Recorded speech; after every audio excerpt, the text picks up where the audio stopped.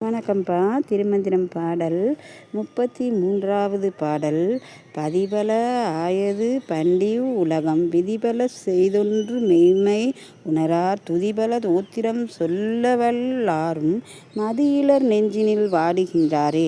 விளக்கம்: பண்டைய காலத்திலிருந்து பலவிதமான தெய்வங்களை இந்த உலகத்தில் உள்ளவர் வணங்கினார்கள். அவர்கள் ஒவ்வொரு தெய்வத்திற்கும் வரைமுறைகள் விதிமுறைகளை வகுத்தனர். பல விதிமுறைகள் பலவிதமான துதிகளையும் தோத்திரங்களும் இசையோடு பாட வல்ல கூட உண்மை என்னவென்று உணராமல் உண்மையான ஞானத்தை அடைய முடியாதவர்கள் நெஞ்சத்தில் அமைதி இல்லாமல் துன்பப்பட்டு கொண்டே இருக்கின்றார்கள்.